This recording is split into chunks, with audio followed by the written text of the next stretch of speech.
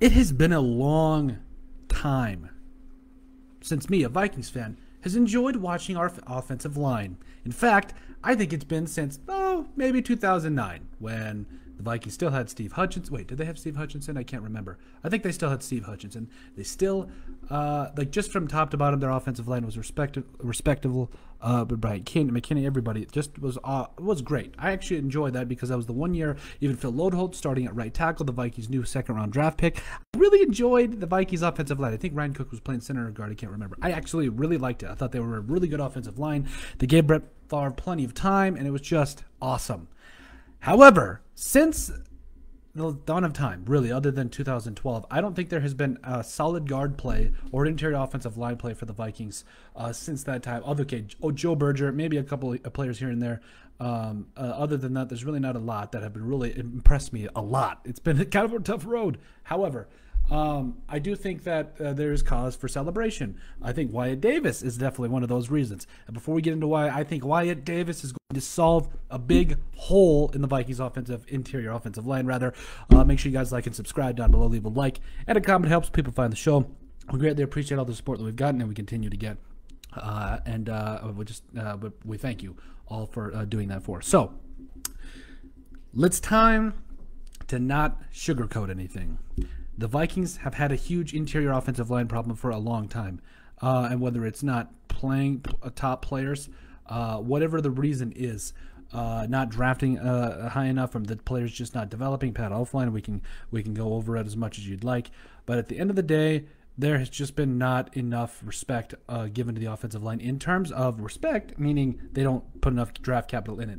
Until these last couple of 4 or 5 seasons. Now, the Vikings have consistently drafted offensive linemen in the top 2 rounds for, I believe, since, other than Pat Elflein, was a 3rd-round draft pick, I believe, from my recollection. That was back in, I believe, 2017. So for the last 4 or 5 years, the Vikings have drafted offensive linemen in the top rounds of the draft, including the new 3rd-round pick Wyatt Davis. So a little bit of a background on Wyatt Davis. Now, he was a 2-time All-American at the Ohio State University. A guy that's in college was about 6'4", 315. Once again, a 2-time first-team All-American. Oh boy, oh boy, oh boy. This boy clears out space. He clears it out. There's just no better way to put it. And if you watch his tape before he was with his knee injury his senior year at Ohio State, you just fell in love with the way he was, the kind of player he was. His junior year, not senior year. You just fell in love with it. You fell in love with him, the way he played the game. He played with passion, conviction, and just the way he was. He was a lot of fun to watch. So, I really believe that he was a top get for the Vikings, especially in the 3rd round. I thought for the value-wise, he was the best guard in this draft. The only 1st-round guard I think that could really be made an argument for, maybe for a couple of other players. I don't know off the top of my head, but I believe he was the only 1st-round truly guard that I really liked out of this draft, but I know I'm forgetting somebody. But the point is, Wyatt Davis is a huge get for the Vikings on that interior offensive line. And just with the way things have gone in the years past, it's time. I've been forgetting about this guy, his name, the entire video. You can have guys like Brett Jones, who I thought should have started at right guard because he was fantastic in place of guys like Drew Samia, and even before Ezra Cleveland took over that right guard spot. So the point is, Wyatt Davis, I have full faith in this young man coming out of the Ohio State University. I think if his knee injury is 100%, if he is 100% with his knee, watch out, because he is going to be a road grader. He is going to have a solid anchor, especially coming to the NFL right away. I think the only intricacies is learning an NFL playbook, even though the Buckeyes ran a lot of outside zone and zone concepts, which the Vikings run a lot. And I really am excited for his development and what he's going to do and bring to this Vikings offensive line. It's going to be nasty.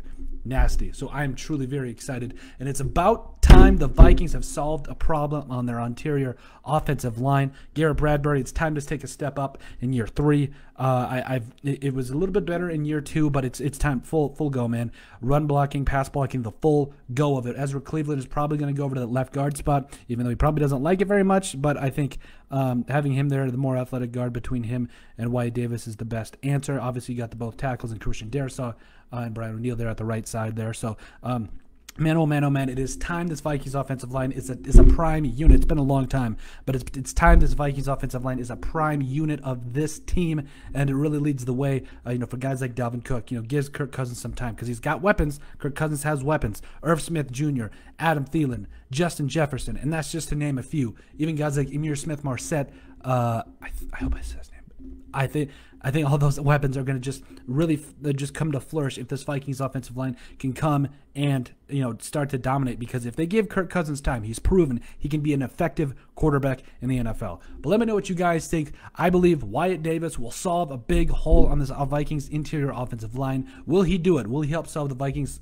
Help the Vikings solve some problem on the inside of their offensive line? Let me know. Make sure you guys like and subscribe down below. Leave a like and a comment. It helps people find the show. We greatly appreciate all the support that we've gotten. And if you'd like to follow us on social media, make sure you guys get down in the description below, which is where we provide all of our social media links and our handles, as well as make sure you guys check out our website at thesportsbreedpodcast.com. Also give us a like and a listen on iTunes as well as remember to subscribe there. So with that, go and have a great night and Skol.